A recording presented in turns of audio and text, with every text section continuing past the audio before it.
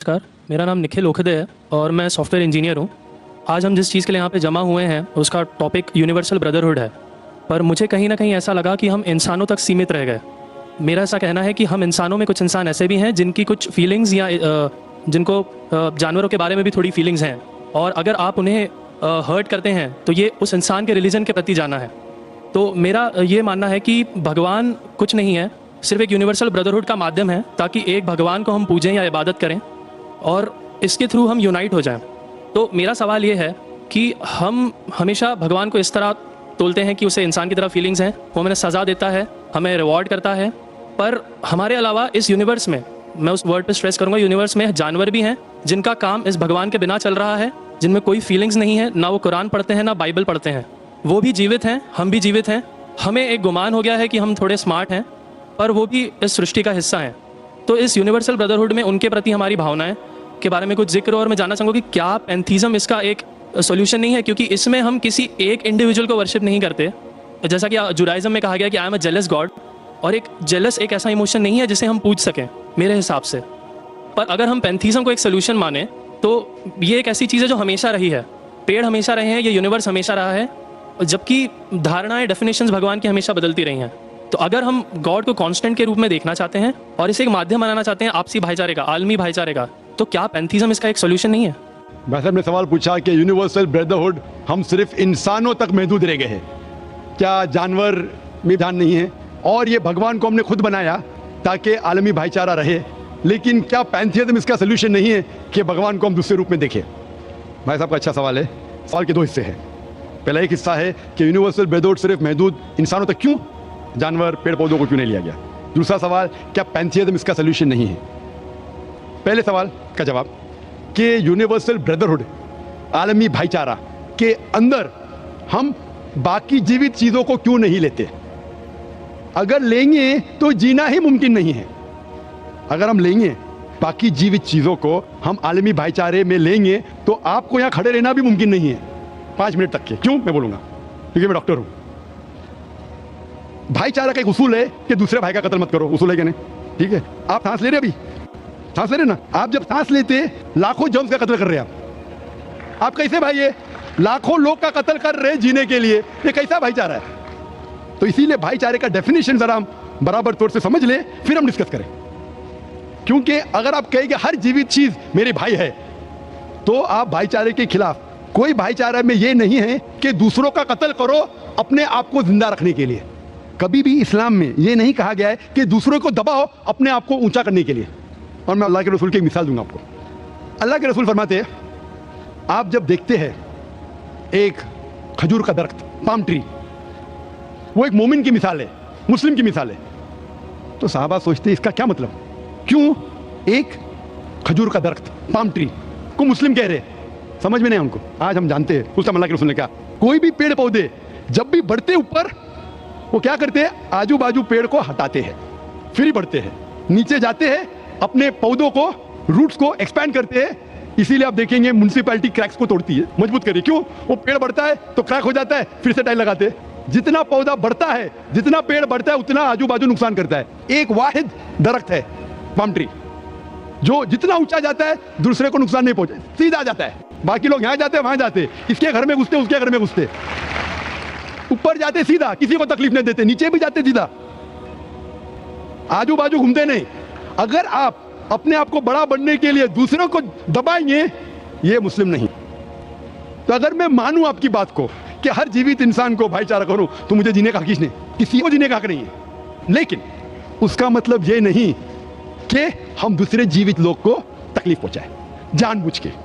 इसीलिए इस्लाम में जब मोहम्मद सल्लल्लाहु अलैहि वसल्लम पैगाम दिए अरब देशों में, अरब ममालिक में, तो लोग ने कहा ये कैसा इंसान है? जब अल्लाह के रसूल ने कहा कि ऊंट के ऊपर ज्यादा वजन मत डालो, हराम है, घोड़े को ज्यादा तकलीफ मत दो, तो लोग कहने लगे ये तो अभी इंसानों की हुकूक की बात कर रहा था, अभी जानवरों की हुकूक की बात कर रहा है। अल्लाह के रसूल फरमाते, जब एक शख्स आग उगाता, आग को बुझाओ, क्यों? उधर चींटियां मर रहे हैं।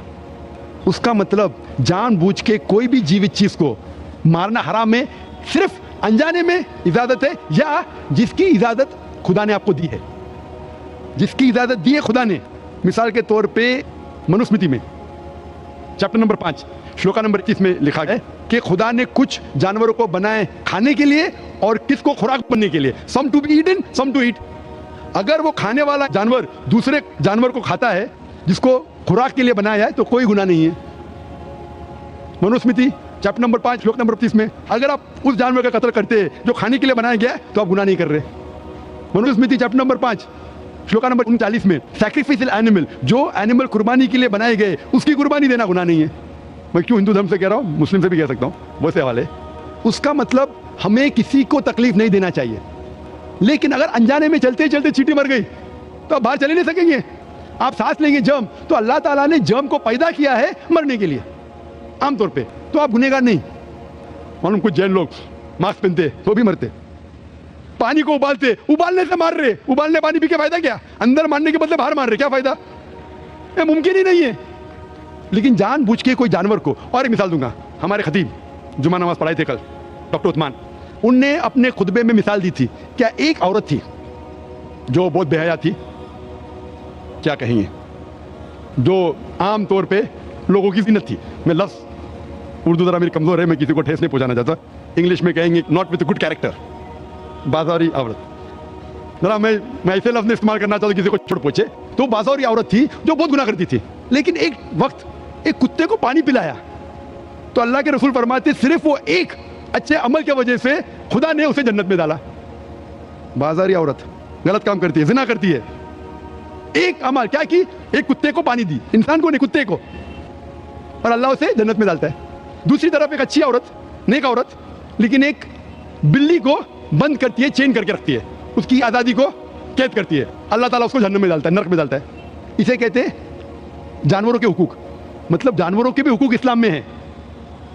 अल्लाह के रसूल फरमाते हैं कि चिड़िया की जान भी मत लो बिना वजह, चिड़िया स्पैरो, आप पढ़ेंगे कुरान में और हदीस में कई इसके पर लेक्चर। तो इसलिए हम मानते हैं कि जीवित चीज का हमें एहतराम करना चाहिए, उसके रूल रेगुलेशन है। बोलेंगे सब जीवित चीज मेरे भाई है, नहीं भाई सब भाई नहीं है। अभी कुछ लोग इतना करते, कुत्ते के पीछे हर महीने लाख रुपया खर्चा करते। अरे गरीब लोग मर रहे, लाख रुपये से 10 घर, हर महीने लाख रुपया अपने पूडल के ऊपर डालते हैं। लाख रुपये से कम 10 घर तो चलेंगे ना महीने, 20 घर चलेंगे बम्बई में, हाँ के नहीं, वो 20 घर को संभालो ना, एक पूडल को संभाल रहे। ये किधर का इस्लाम है? ठीक है जानवर की कदर करो, इतना कदर मत करो कि उसके हाथ में चेन डालो सोने की, ये करो, ये खाना लेके आओ, खाना लेके आते लाख रुपए का, आप समझ रहे ना? तो इतना मत इसराफ करो।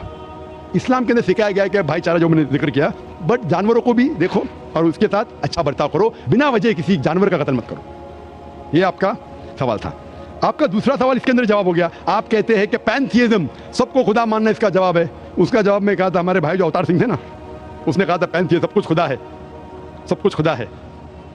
इससे क्या होता है कि सब कुछ खुदा है, मतलब अगर आप सबको खुदा मानते, चोर को भी खुदा मानते, डाकू को भी खुदा मानते, खुदा का मतलब उसका कहना मानना, बराबर कि नहीं, उसकी इज्जत करना, उसकी इबादत करना, वो जो कहता है उसकी बात मानना।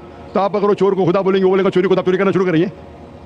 वो बलात्कार करने वाला कहेंगे आपसे, आप उसको खुदा बोलेंगे, चल मैं बलात्कार कर, आप करेंगे। तो इसी तरह ये इलॉजिकल है। खुदा एक है और सिर्फ उसकी इबादत करना चाहिए। और ये जो फिलॉसफी है, ये फिलॉसफी जो आप बोल रहे किधर से आई, इसे कहते हैं एंथ्रोपोमॉर्फिज्म।